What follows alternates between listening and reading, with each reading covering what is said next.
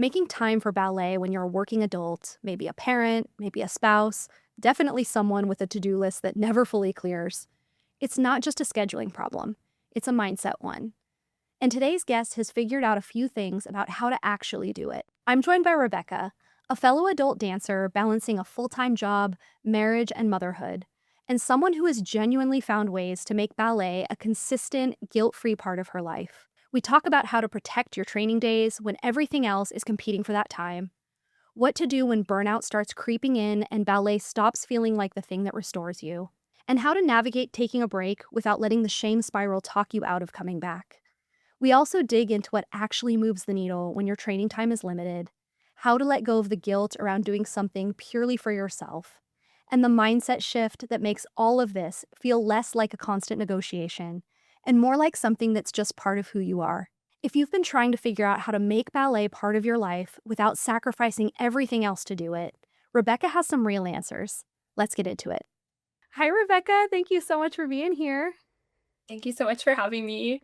Yeah, I'm so excited to chat with you today about just this topic of trying to have it all, do it all in our training and our ballet journey, because I think it's something I know I feel and a lot of other adult dancers actually been coming up in conversation quite a bit at my studio of just feeling like there's so much that we want to do in our ballet training, but there's so much busyness and so many other things outside just in normal life that are competing for attention. And so I would love to start by asking you, why does ballet feel important to you to prioritize when there are so many ways that we can be spending our time? I feel like for me, it serves like multiple purposes in my life. I feel like, it's the place where I can take my mom hat and my wife hat and my like work hat off and just be Rebecca.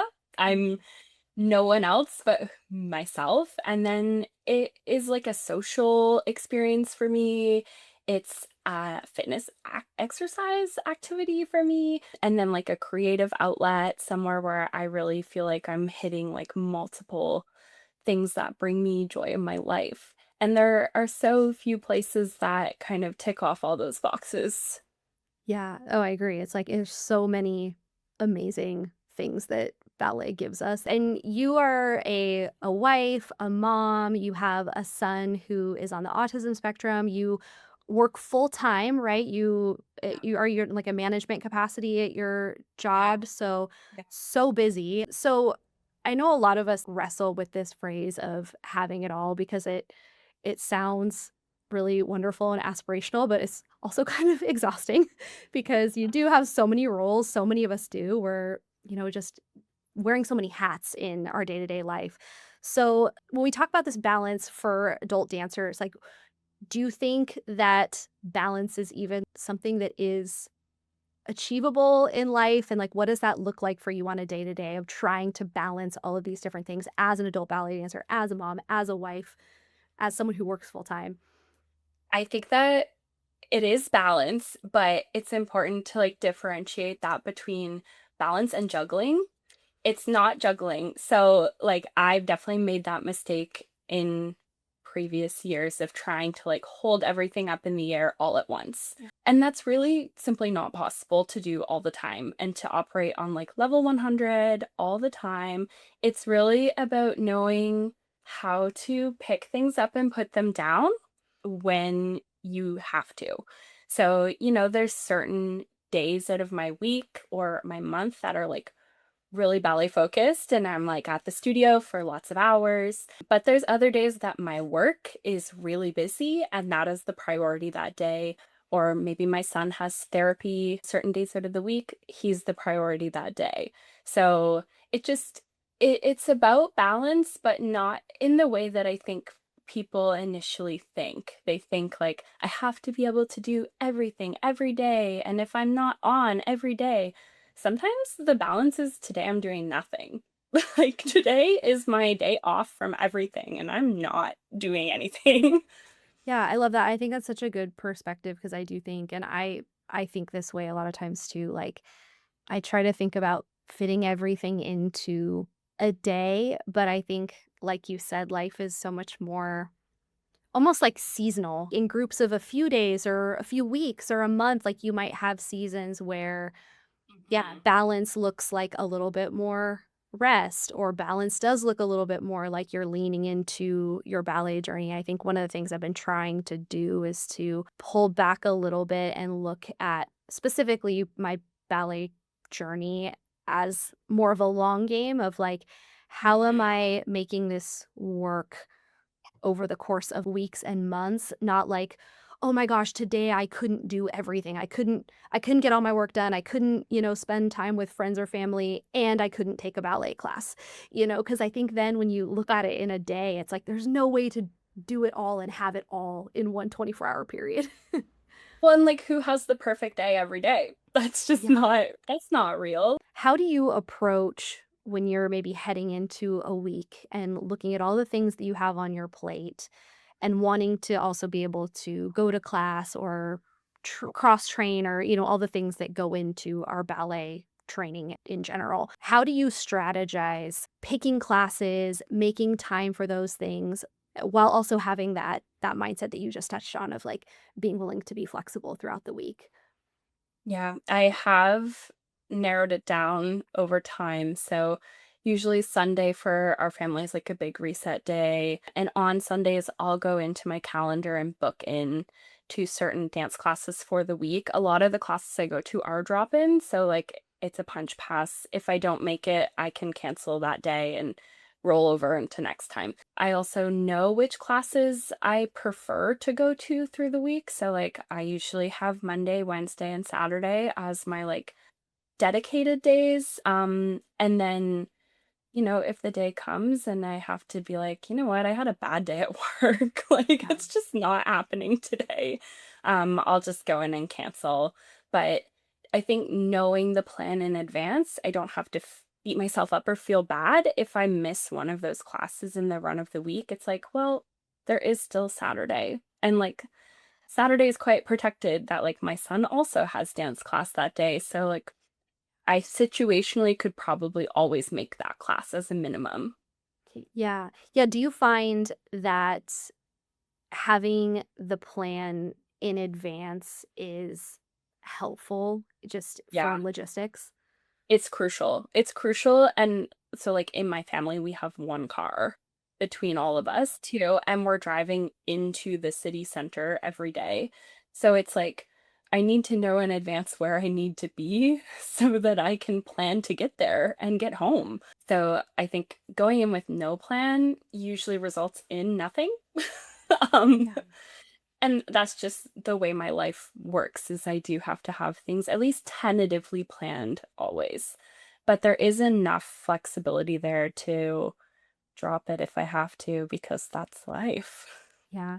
Yeah, and I like what you said. I do something really similar, even just how I frame my weeks, where I have a couple classes where those are my, like, baseline, I Mhm. need to get to these classes, those are, like, my highest priority Your classes, core classes. yes, Yeah. totally. Yeah, I kind of have those core classes that like they're also the ones that I have the most friends or I know the teachers really well and I know I get the most out of them and I'll go to multiple classes on the same evening. So I'll usually do like back to back, sometimes 3 classes in a row, just because if I'm driving all the way in there, I'm making it worth my while. Yeah, yeah, I think that's so smart. How do you make that determination to protect your training time of, like, when is something that you would cancel for and when is it like, "No, I need to stay consistent, I need to go to class." I think I have learned the way to make it as easy as possible circumstantially to be there. So Mm, if that means, I'm the last 10 minutes of my workday, I'm going and putting my leotard on under my clothes. Like I'm putting my tights on that like I'm doing my hair in my office. I'm making it there's no barrier. There's no barrier. I have a way there. I am dressed to go. Like I'm not putting all of that effort in to not go. And then, yeah, I mean, sometimes it is just like, are you tired or are you just like looking for a way to go home and like watch TV um, and lounge? And like, it's 50-50. Sometimes that's a valid feeling, but other times it is like, "Okay, what if I just go to the class and do what I can?" So, sometimes our classes will be, like, 90 minutes, and it's, like, a full bar and center, and I'll just tell myself, "I'm only gonna do bar today." Like, "I'm only gonna go and just do the 45 minutes at the bar, and then I'm gonna leave." And I would say the majority of the time I end up getting there and vibing and being like, "I'm just gonna finish the Yeah. class." Um, but other times I will just, like, go out in the hall and be like, "Okay, I'm gonna go sit out in the hall and take a break at the midpoint." Maybe it's starting to feel like a little bit too much. And there is, I don't think, a single teacher for adult dancers out there who would be like, "No, you have Yeah. to stay." Like, we're all grown-ups here. You can Yeah. opt out if it feels bad. But I would say very rare do I ever get there and be like, "I wish I hadn't come." Like, I'd say maybe once that I was like, "This was too far. This Yes. was a bad choice." But the other 100 times that I did it, I was like, "Thank goodness I got over it and still showed up for myself." Yeah, and I think, what you said too about, like, when you get there, you almost never regret it. And one of the things I heard this a while ago and I was like, this is was kind of life-changing and it's so true. It's basically that energy begets more energy and that Mhm. if you can start manufacturing the energy, usually that then it's like feeds itself and you get more energy Yeah. from it versus like if you go and sit at home and you're sedentary, a lot of times that will actually make you feel more tired and more drained. As adults and as, like, non-professional adults, you have a lot of choices too. So, like, sometimes I'll be like, "You know what? I'm gonna go, but, like, I'm not putting the tights and leotard on today. I don't feel like it. I do not. I'm on my period. Like, I just don't feel like it. I'm gonna wear sweatpants and a big baggy tee, and that's all I have to give today." And, like, oftentimes those end up being some of our very best classes, is, like, the time that you decided to push through anyway and be like, "Oh, I learned something new today. Thank goodness I showed up." Yeah, and I think that's such an important point that you just made too, that, like, it's not only worth showing up when you can show up perfectly, like, perfectly dressed, perfectly ready, perfectly, like, hair in a bun, with the perfectly peppy can-do attitude, and it's something that I have had to learn how to do because for the longest time, if I didn't feel like I could fully get ready for class, that I just wouldn't take class, and I'm like, "Why Mhm. am I doing this?" Like, I just need to show up, and so I've been doing a lot more at home where I'm like, "No, I'm just gonna wear bike shorts and a t-shirt," and so I think, for anyone else who feels that way, because I think it's probably pretty common, I think especially just because of how ballet is, it's like this very Yeah. disciplined, structured, and there is a lot of conversation and stuff just surrounding etiquette and respect and Mhm. needing to show up looking a certain way that I think sometimes for adults that can while I think a lot of it has value, it can also become a barrier to Yeah. going. But I think that's Right. such a great point that you made that, like, it's worth showing up even if getting there needs to look a little bit more relaxed and casual and less perfect. Yeah. And I know, like, growing up, I was in, like, a very rigid ballet class where, like, you had to wear black leotard and pink tights, no skirt, no warm-ups. Oh, Your hair had to be in a bun, perfect, every single class, and, like, if you didn't, you weren't allowed in the class. Yeah. And, like, there is definitely a time and place for some of those things. I would argue some of those things are unnecessary. Um, but I think, yeah, if there's anything that stops you from going to class, it's gotta go. So I think removing some of those, like, physical and mental barriers, but being very forgiving with yourself too, that, like, if it's a day that you don't wanna be there, then that's okay too. Like, it's not we're not training for anything serious. Um, and I Yeah. think as adults, that's something, like, that I've had to learn is, growing up, I thought this was gonna be my career. I definitely thought that I was gonna be a dance teacher or a professional dancer, And then I like closed the door on that and was like, well, if that's not what I'm doing, it's not worth doing. But getting kind of like a second chance to learn how to love dancing again, um, and with no expectations. Like, there is no pressure to be like, you must get 3 pirouettes. You must learn how to have perfect splits and like it's who are we competing for here? There's nobody standing on the sideline critiquing every move I'm doing. I'm just simply here to learn and have fun. If it doesn't look perfect today, that's life. That's Mhm. okay. Yeah, and I think like that mentality is it's been missing from ballet for so long because it's kind of different from other, it's like you think about other sports or other activities where having like the hobbyist demographic is so normal. Like you think about something like surfing or something. It's like, yeah, there's professional surfers and then there's this huge demographic of people that just surf recreationally and that's Yeah. normal and Like an fine. And amateur. in ballet that yeah, like just an amateur or people, same with like golf or whatever, but in ballet it's almost kind of like a newer thing. And so I think in Mhm. some ways those of us even who are doing it as a hobby still have struggled with adopting this mindset of like the professional level work ethic and the professional level Yeah. aspirations of like it has to be perfect. We even as recreational dancers like take on this different type of pressure packed mentality than other recreational people in other sports do. And I think one of the things that can happen with that is pushing so much and, like, prioritizing consistency and showing up and putting in the work so much even when, like, life is chaotic and busy that sometimes it can lead to burnout, and the thing that is meant to be restorative and life-giving can become a source of burnout and even just, like, you hitting this wall of, like, "Oh, I don't know if I wanna do this. This is just one more thing." Is that something that you have experienced, and if so, how do you navigate that? I have experienced it so many times, many, many times. It usually, for me, always comes after a performance season or like just before the show is about to happen that I start to hit this wall of like, why am I doing this? I'm at the studio every day of the week. Like, I am exhausted. My body hurts.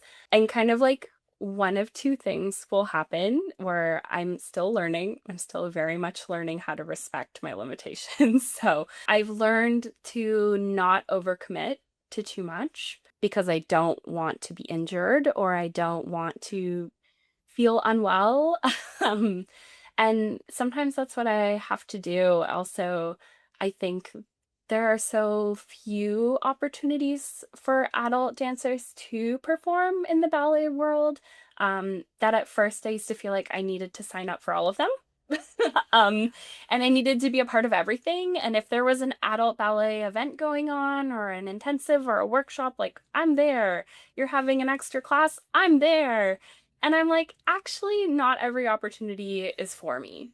Um, and sometimes it's okay to like have a little bit of FOMO. I have FOMO all the time when I see my friends who did something and I wasn't there and it looks really fun, but I just simply couldn't handle it. Like, it was not the right time for me.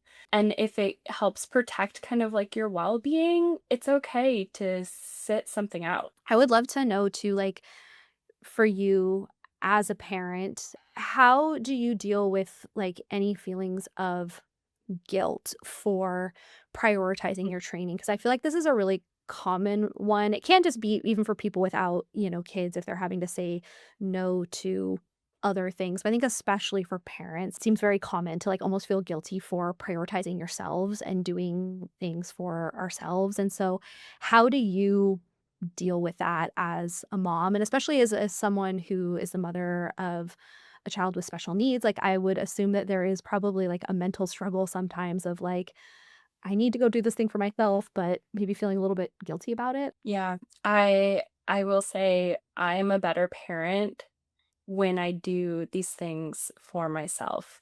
So I end up being able to show up for my son better because I've taken care of myself first.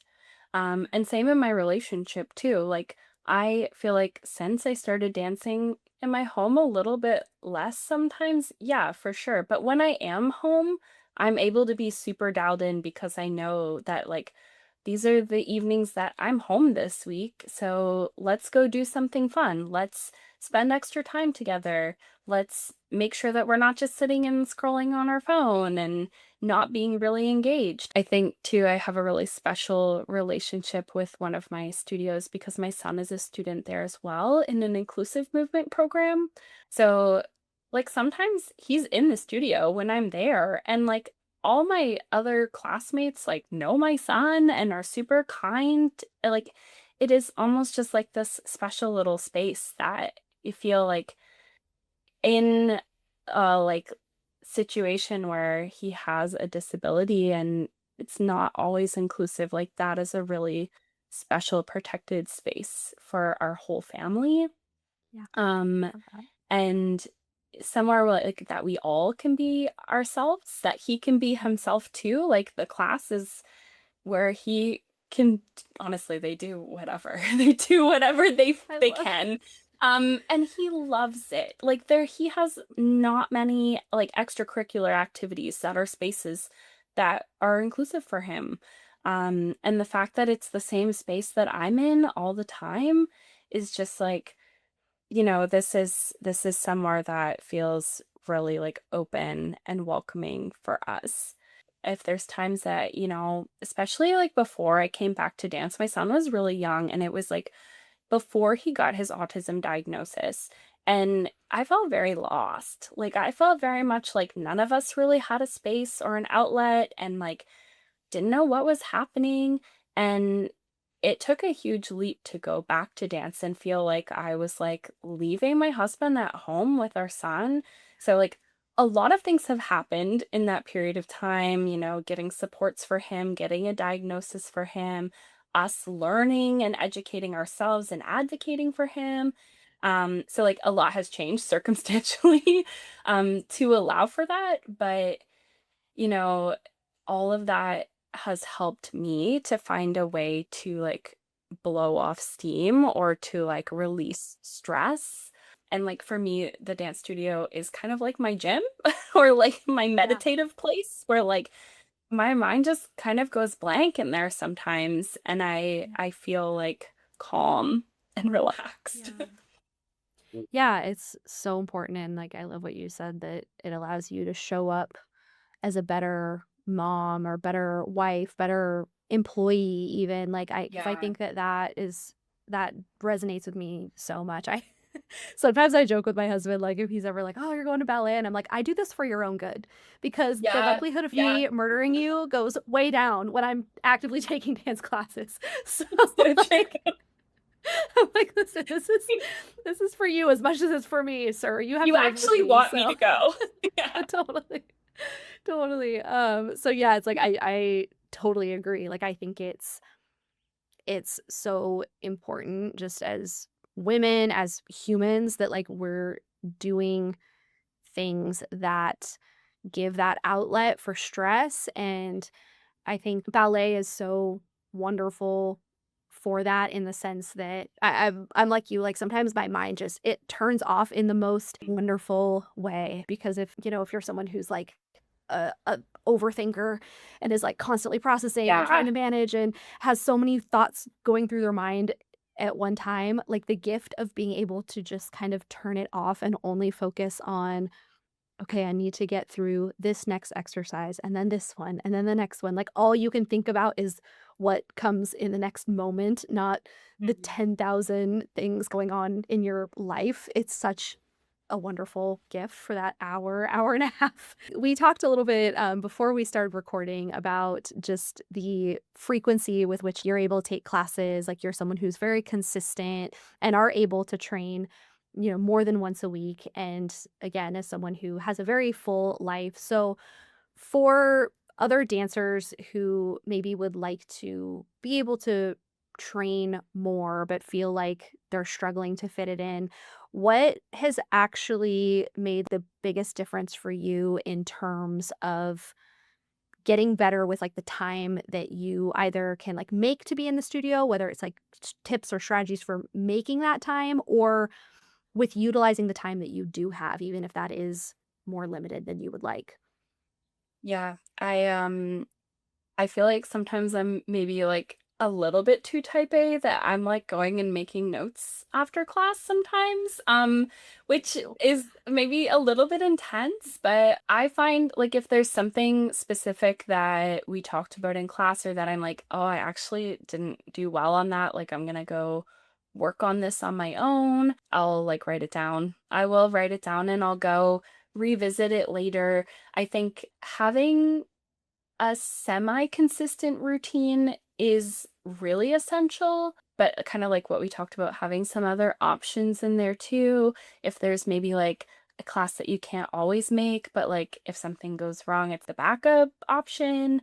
There's always YouTube, which like there's so many free resources Mhm. and free classes on there that like before I even felt brave enough to go back to a ballet studio, I did so many like Catherine Morgan ballet classes in my kitchen that I was just like, I am too scared to go do this in front of people, but I just want to try it and love it so much. And even like sometimes my kitchen sees my very best bar exercises. My kitchen counter is a great bar. My pirouettes in the kitchen are like they never look like that in class. Of course they don't. Um, So true. but you can do your releves on an escalator, in an elevator, while you're waiting for an appointment. Like you can, if you have a sit stand desk at work, like you can do them. I've done my like rolling my feet and doing like my releves at my desk. You just do it where you can. I think people think that there maybe aren't a lot of adult programs in their area, but I think that a lot of people, if they really looked, would be quite surprised. Because anywhere that I've traveled in recent years, there's been a couple options. I've been to classes where the teacher has her laptop and is like Skyping in people that are at home who couldn't make it that week. I know here in Canada, the National Ballet has online classes that they offer literally every day of the week, and they're live. I think that, yeah, people would be really quite surprised how much the programming for adults has grown. And yeah, sometimes you do just have to like have a look or like think outside the box a little bit. Yeah. um, but I would say, like, as long as you're making it to one semi-structured in-person class per week, like that's enough to kind of like work on that really refined like technique that you're getting feedback from an instructor who's seeing you and your feet and your turnout like in person. And then from there, like if you're just looking to add one more class to your routine, do a YouTube video, like Yeah. do a virtual class, even like go to a Pilates class or something, like do some cross training that like all of that will be beneficial or practice on your own. Like there's nothing stopping you ever from like watching TV and doing your plies. Yeah. Do you have any tips for, like, making that work within, like, your family dynamic as far as, like, the communication aspect of, "Hey, I'd really like to be able to take this class," arranging for childcare, things like that? Because I know that there are other moms who listen who probably fall in this camp of, like, "I would love to take class outside of the house to be able to, like, go to a studio and make friends, but I just don't even know how to make that happen." Do you have any tips or suggestions for going about carving out that time? Yeah, I mean, I'm very fortunate to have my partner is so I could not do it without him. Like I simply could not make it to class without him. And he's very supportive too on the flip side of that, that like he is the one who really pushed me to go back to ballet. And he is my biggest cheerleader all along the way. So like when I'm not home and he's home with our son, like he's got it handled. He has it I don't ever have to worry about him. And I know that not everyone has that situation, and I feel very fortunate that, like, that has always been very important to both of us. I think, like, a lot of the time women we feel bad if we're trying to ask for something just for us or something that's a little bit extra. And I think men don't tend to do that as much. Like, I feel like they just kind of go and do. So it is a little bit of unlearning and having really healthy communication. But maybe it is that you're gonna do a dance class at the same time that your kid is in a dance class. So there are some studios that I've been to that will when the kids are in their class on Sunday mornings, they run an adult class at the same time in the next studio over because it's like the parents are there anyway. They're Mhm. there anyway and they're sitting. So and if you're one of those parents, maybe talk to the other moms that are around you and say "Hey, would you guys be down if maybe I asked the studio owner since we're all here?" And Yeah. yeah, I think that if you keep an open mind and you keep open communication in your household, that it's also what are they committing to? Are you committing as a family to you going 1 hour per week? Yeah. You can probably make that work. And whether it's maybe it's right after work that you're not going home first. I'm gonna be home 1 hour later than I normally Mhm. am one night out of the week. Or maybe weeknights are out. They're not an option. Is there a weekend class that again would be 1 hour that if you're out and about doing errands anyway, it can literally be 1 hour per week. Mhm. Yeah, and I think like you said, I mean, the communication, because I think even with ballet sometimes, people don't always understand from the outside. They're like, "You're an adult and you do ballet? Like, what?" But I Yeah. think, with your inner circle at least, like, I think there was a point where I was wanting to train more and getting a little bit more serious where it's like my husband and my, close family kind of realized like, "Oh, this is a priority. Like, this is something that she really values and really gets a lot from and really, like, helps her as a person, to deal with stress and all the things." And so I think, like, even just communicating that with your family and with your inner circle, the level of priority that it has for you, I think sometimes, like, helping people understand this isn't just like a fun to do if I can thing. Like, this is something that is really meaningful to me and like something that Yeah. I am working to prioritize in my life. So if you can help me do that, that would be really appreciated. And I think sometimes even just like that level of clarity can go a long way. And it's kind of give and take too. Yeah. This year, for example, and like most years, my dance recital and my son's dance recital falls on my husband's birthday. It does every year. It's always on his birthday weekend. And he's like, it's fine. I've had lots of birthdays. And he's like, I only get so many days out of the year that I get to watch you guys dance. That makes my birthday special. And, we've gotten really good too of, having a kind of tag in, tag out system, and I think that comes with having a child with special needs is, he doesn't need both of us all the time, but he does need one of us all the time. So, it's okay, sometimes it's dad and sometimes it's mom, and, we're really open communication of "Hey, can you do bedtime tonight so that I can go do this?" And sometimes be "Hey, can you do after school pickup? Because I have a work thing going on that's gonna I have to work a little late." And my husband also is in the military and goes on deployment lots.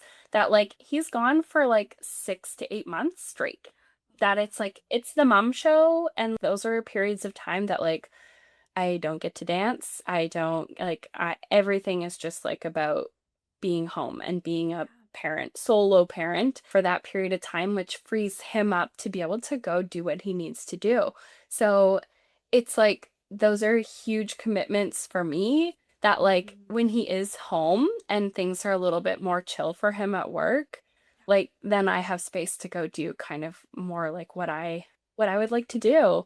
And Mhm. those are sacrifices that we make as a family. It's work and it's not always perfect, but it's learning that about each other and learning how to give and take and communicate openly. I also think too there's something so beautiful in children seeing their parents do something like ballet. Like, how cool for your son to get to see his mom do something that's, like, taking care of herself and also is, like, artistic and Yeah. brave, you know? I think, like, for kids to Mhm. see adults putting themselves in the position of being a beginner and trying something or being an amateur and just doing something because you love it or going out on stage and like, there's so many ways for kids to, like, be empowered, I think, by the experience of seeing their parents do something like ballet, because so often it's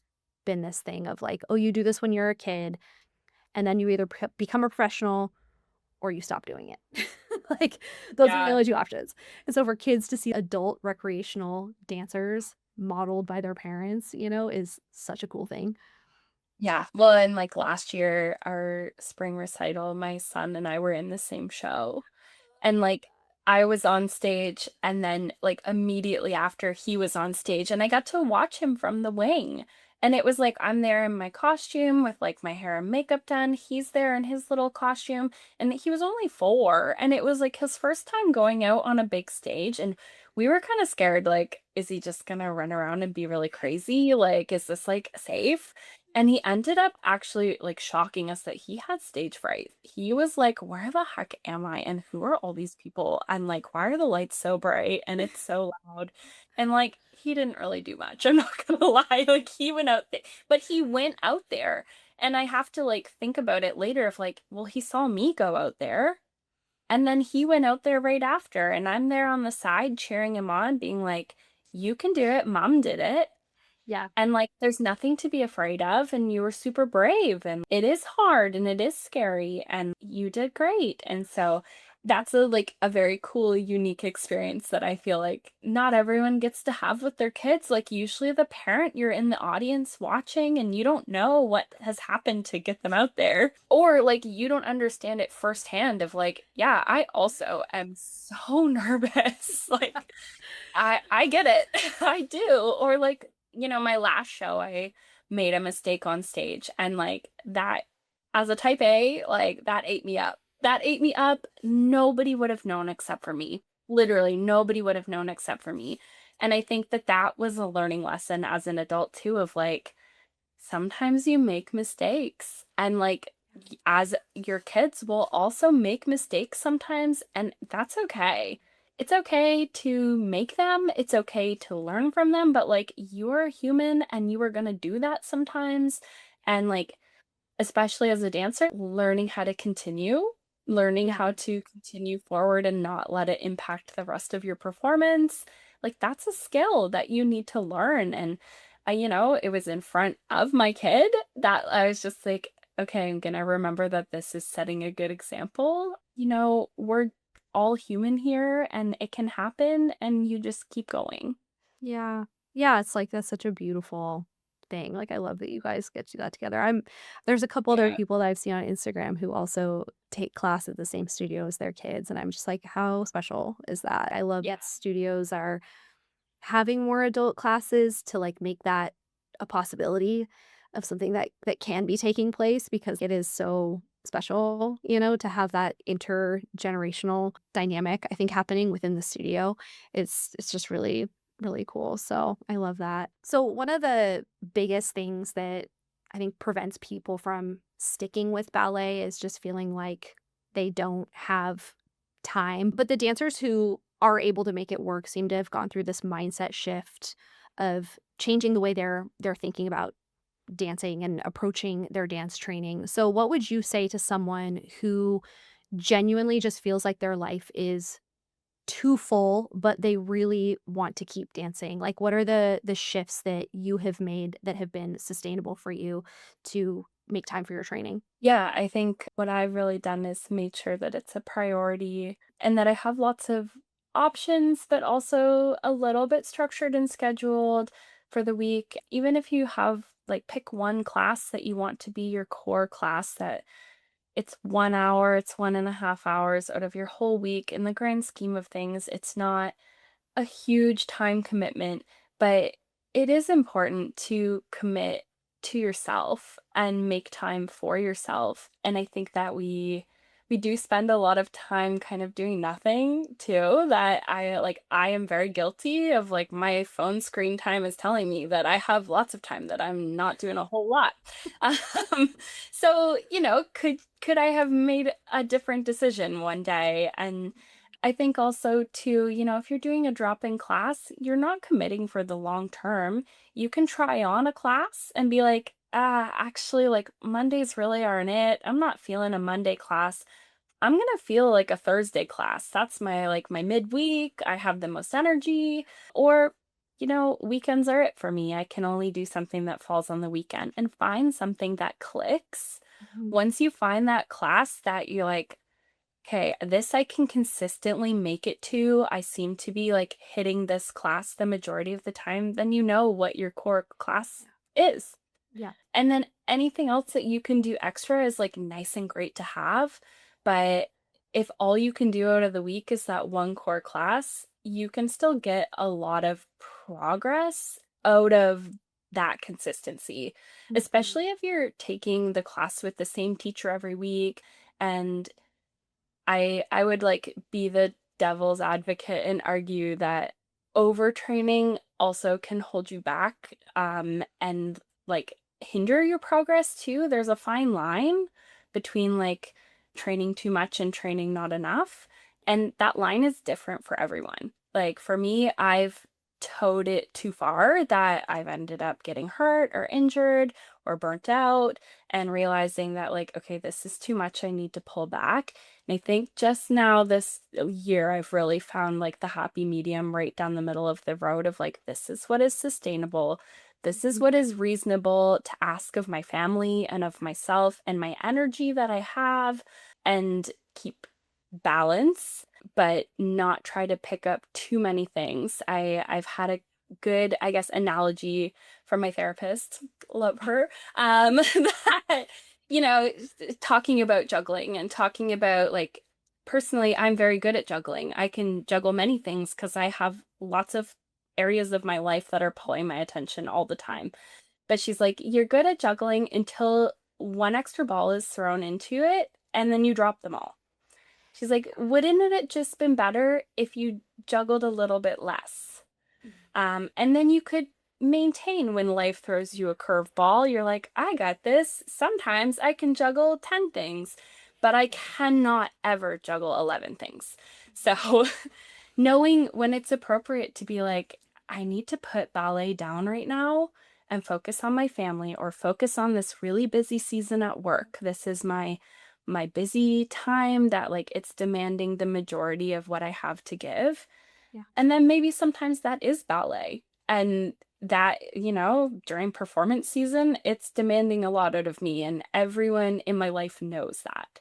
Everyone knows that that is like my current priority, but there's an end date. there is there's an end date attached to that I'm only going to be in the studio like every day of the week for 2 or 3 weeks. And then I can't maintain this on the regular. Yeah, I think that's so good. It's like we had talked about earlier, of just like having that flexible mindset. And I think balance is so much more achievable, and you can find something that is sustainable within your training if you're willing to have that flexible mindset of like, balance isn't just this static thing of, okay, I'm hitting all of these different things in the course of a day. Like, balance is being able to flex and put things down and pick things up and shift and change, and like have that acceptance of the fact that it is always going to be kind of in flux a little bit. And I think that the more you can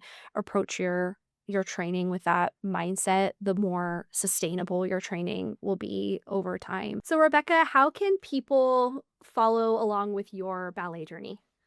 Yeah, so you can find me on Instagram. My Instagram handle is Rebecca V Holden, and then you also can find me on TikTok, and my TikTok is the exact same. So Rebecca V Holden. Yes, if you're not following Rebecca already, you definitely should, because she posts really fun adult ballet content. And I will put the links to her social media in the show notes so that you can connect with her.